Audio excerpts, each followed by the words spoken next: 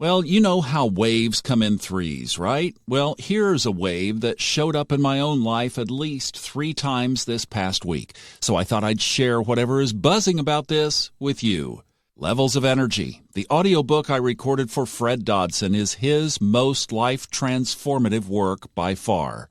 It will help you see the whole perspective of life as you never have before, through the eyes of energy, while keeping old Thomas gainfully unemployed at the same time. What a win-win. Levels of Energy, available on Audible and iTunes. Now, hit it! Welcome in to the Subconscious Mind Mastery Podcast. Thomas Miller here. I'm going to pontificate on something that probably you know my story. If you've been listening to this thing and you know my story, I probably have no business even broaching this topic. But it's something that has come up in my personal life, in readings, in observations, in conversations. So I thought, well, that's where podcasts are born, so let's get in here and hammer this out and think about something together. So the big qualifier is I'm going to ponder, and this is not necessarily anything that has been hammered out in the anvil of my own life, but I do have some observations, but I'm not right, okay? I am not right. I'm just observing and putting some stuff out there to think about. But the topic du jour is relationships. And maybe what spawned this for me is recently, over the last couple of weeks, the planets Venus and Neptune have been in a really interesting relationship-oriented energy. Now, by the time you are listening to this, because by the time I'm recording this, that has gone. Venus moved on. But it definitely spawned some thoughts, observations, and conversations. Now, I would never reference anything going on up in the sky without taking a bigger step back to January 12th, 2000, when Saturn and Pluto aligned in the sky. That's that big conjunction that we've talked about quite a bit on here that has these fundamental, basically 250-year cycles of shifting major transformative alignments on Earth. So we're still under that umbrella for a long time. So I'm going to be personally tracing things back under the context of Saturn and Pluto. You know, I think about us having that little get-together that we did in Dallas on that day, on that morning, and sat there and watched that unfold and had no idea what was getting ready to happen. But almost right on astrological cue, just days and weeks, not a month after we had that get-together, here comes COVID. And, you know, COVID did not just affect our society. I mean, you think about every single person on the planet was equally affected. I heard stories of people who live on the Amazon, and basically they shuttle. These are tribal people that shuttle people up and down the Amazon on boats. Those boats were beached. I mean, this affected everybody, and we know this, right? So all of a sudden, Saturn and Pluto align, indicating major shift in store, and within weeks, everybody on the planet was restrained, constrained, locked down, virtually prisoners of our own surroundings. Think about the magnitude of that. Certainly something we haven't seen in our lifetime, and even if you go back to the Spanish flu of 1918, that pandemic, which lasted about 3 years, it really didn't have this kind of an effect. And it certainly wasn't managed globally like that all of a sudden everybody is of like mind to shut down. I mean, where do you get a whole planet that decides that it's the only thing it can do is shut down, and that's the prevailing attitude? Was that the right decision? I don't know. Not my topic. Not for here. But I'm just saying, feel the energy here. That's the point. The point I'm making is feel the energy. Well, the next thing that started to show up were these relationship challenges. And then it wasn't too long after that Majana and I went through our relationship challenge. And it was so parallel to the energy that I was just left jaw dropped, basically, having to interpret what in the world just happened under this umbrella. And then friends start to talk about their challenges. And in readings and the sessions that we were doing started, it just, all of a sudden, it just started to bubble up all over the place. So here was this shift in relationships. In fact, relationships that prior to Saturn and Pluto appeared solid, and now they're breaking up. And many of you listening to this have been through something. And I'm not just talking about partner relationships. I'm talking about jobs, because that's a relationship. Employer, employee, employee to employee, coworkers, all of that. And then not to make too much of one side of this coin, a lot of you made it through perfectly fine, and your relationship is stronger, better, deeper, more rooted than ever before. So we're seeing a dichotomy, and we're seeing both sides of this, but definitely there was a trigger, and it affected a lot of people. So I got to thinking, especially under this latest planetary energy, what's going on here in this area of relationships? And I was talking to a buddy the other day, and he was talking about, and he has not been dating for a while, and yet feeling, I think what we're all feeling is that need for connection, and had a little get-together just for dinner and connection with a friend, and it wasn't any big deal, but he was just asking about the context of relationships. And that helped solidify my thoughts, because the first thing I mentioned to him just in our casual conversation is that we grow through relationships. This is where we flex our muscles, right? It's where we get challenged. It's where we get called out. It's where we have to live authentically, or, buddy, it doesn't work, right? I mean, these are the close-in ones. Your kids. I mean, your kids, even as a parent, your kids want to look up to you, but they do see the cracks. They probably are better than covering them up than our partners are, but we have to be the person that we want in and of a relationship. I heard somebody say one time that if you want to get into a relationship and you're looking to date, make a list of everything that you want in your potential partner. Everything. Write it all down. Make a list.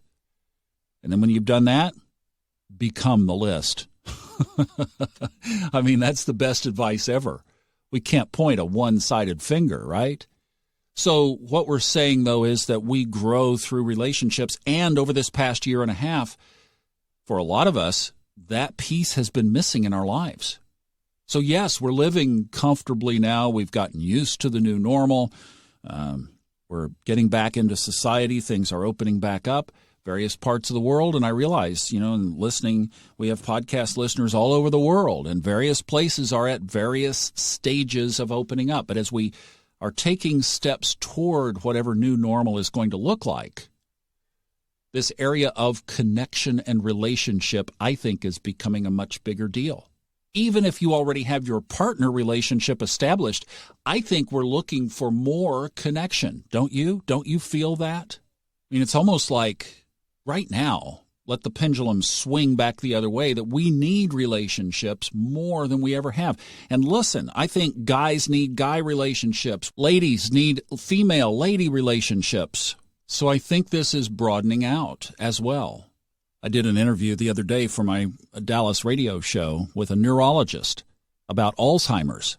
And he was talking about all the typical things that medicine and science knows about Alzheimer's, which is actually very little, as he was saying, is they just can't seem to find a cure for it because they don't know the exact cause of it.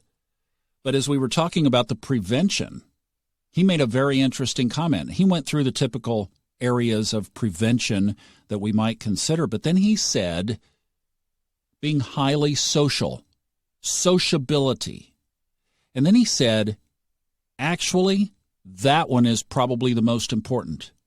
So he was advocating that if you had the choice between sitting at home doing crosswords to exercise your mind and your brain, that at least from the perspective of preventing Alzheimer's is concerned, that you would be better to, as he said, play dominoes with a group of friends than you would be to sit at home and do crosswords.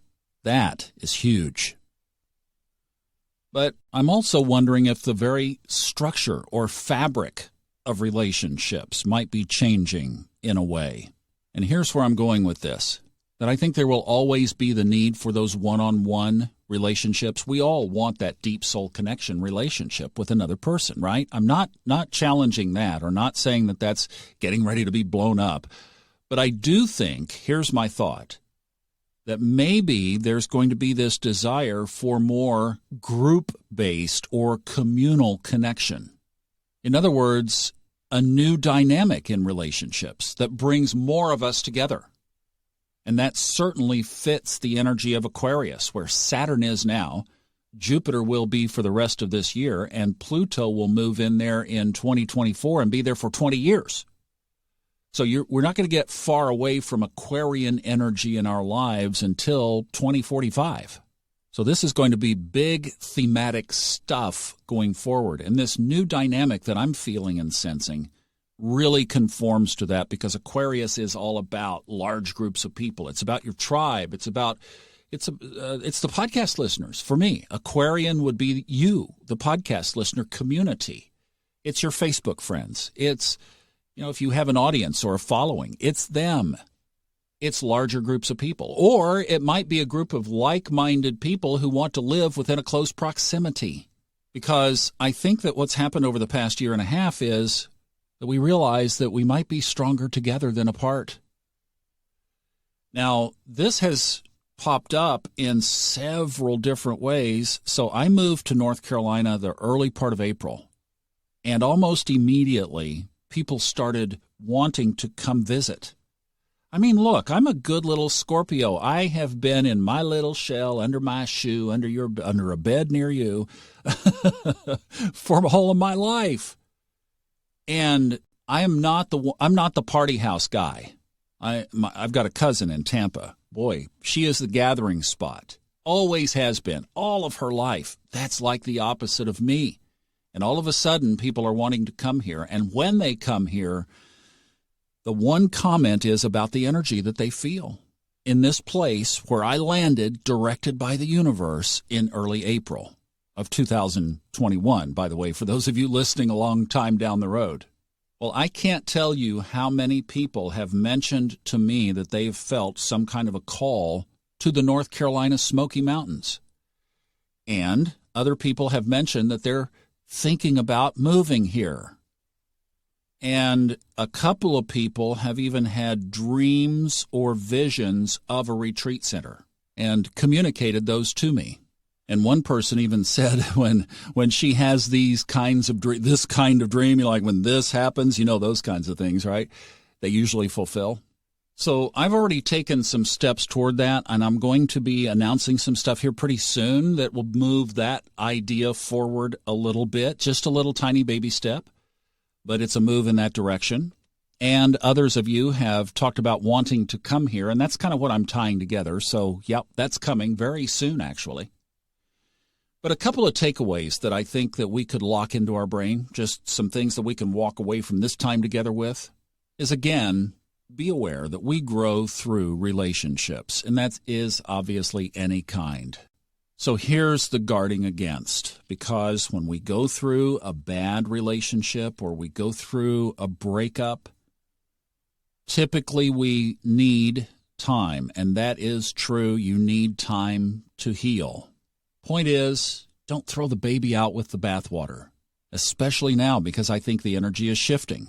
So if you went through a difficult relationship trial, my encouragement would be not to close the door to future relationships and open that part of your life and be willing to be hurt again if that happens, but realize that there might be a different wind blowing right now that you would want to be a part of.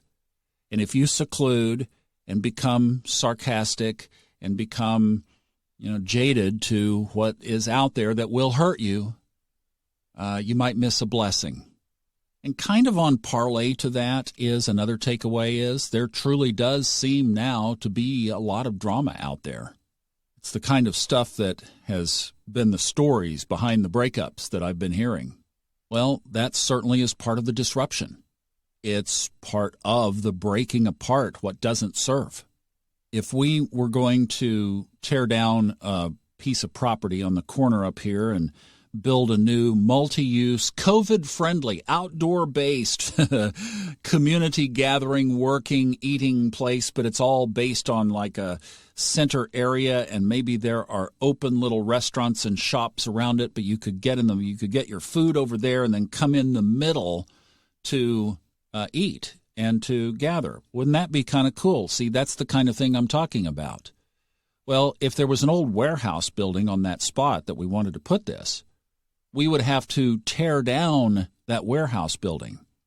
And that means demolition and explosives and bulldozers and cranes and wrecking balls and noise and dust. See, it has to be torn down before you can build the new. So in that tearing down process that's going on right now, there's a lot of dust and there's a lot of noise. You have to keep your eye on the bigger picture. You have to keep your eye on where we're going and navigate through that, because look, while the construction is going on, it blocks the street for everybody, doesn't it? And then here's another thought.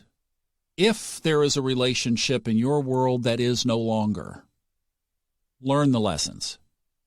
Do the digging. Find out what you could have done differently and what the other person could have done differently, and just learn the lessons that were there to learn, and then allow the moving on in namaste. Bless that other person. You might even do some cord cutting. There, if you search online, you'll see a lot about it. There's no magical formula. You just, and especially if you can get the other person to do this with you so that you both are doing it, it is magnificently powerful. That you basically can do a little ceremony, and there are several suggestions online. If you just look at energetic cord cutting or relationship cord cutting or just cord cutting, you'll find some links that you can follow. And then you just come up with a little blessing, a little affirmation, if you will, something that you say, something that you speak out into the space, that you are blessing that person. You're honoring the time and space that you spent together, and you are sending both of you on your way with only the good that remains. Here's one that is just simple that I found that works really well. Is you say, I, your name, hereby release and sever all cords to you, and you say their name. Now, this isn't something you do in person. This is energy. This is energy work. I, your name, hereby release and sever all cords to you, their name, that do not serve and support our highest good. As I cut the ties to you, I honor my space and I honor your space. We each stand free in our own light. I am free, you are free. Only that which is beneficial and empowering remains. If you do, that's beautiful. And if you do something like that, along with maybe a candle and some sage, some incense, some essential oils, music, dance, physical movement, yoga. But if you put that into the energetic space and do it over a period of time, maybe a couple of weeks, couple of 3 weeks, 4, depending on if you're getting cooperation from that person. But putting that into the space every day, that becomes a mantra, an affirmation that you say to release that other person in namaste. The reason I say that is because I think now more than ever, this is my pondering, that there is likely a higher purpose underneath that breakup. Don't think it was just random. Don't think that it was necessarily because you didn't do something or they didn't do something or there were character flaws or incompatibilities. Think about that in any other normal circumstance, perhaps that relationship might have lasted until you both died. And yet, here we are under Saturn Pluto, and it's 2021, and things will never be the same. So there may be something purposeful underneath that breakup, and that's what you want to leave in namaste so that that energy will serve you going forward. And then finally, I think the last one is as you move forward or as you start to think about relationships in the future, maybe you change jobs, maybe your kids are transitioning to college, or they've been at college and they're coming home for a while, or it's a partner-based situation. Point is, don't be afraid to think unconventionally. Look outside the box. Look at bigger groups. Look at more people coming together.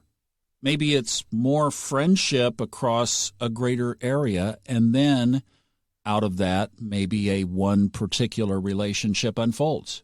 But it's in the context of a larger group of people. So if this is an area that is touching you, and with obviously the national divorce statistics being over 50%, there's a greater chance that at least half of you listening to this have been able to relate to this in some way.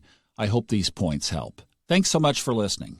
I am sending my love and thank you for being part of this community. I do truly consider you family. Until next time, enjoy the journey. And by the way, I'll see you over on the Fun Astrology podcast every day, Monday through Friday, and we're even looking at doing some stuff on the weekends on a consistent basis. Oof, I'll see you there. Have a great one. Enjoy the journey. The opinions on this podcast are those of the host, based on personal experience only, and are not intended as medical or psychological advice. If you are experiencing symptoms that require professional treatment, please contact a licensed medical practitioner.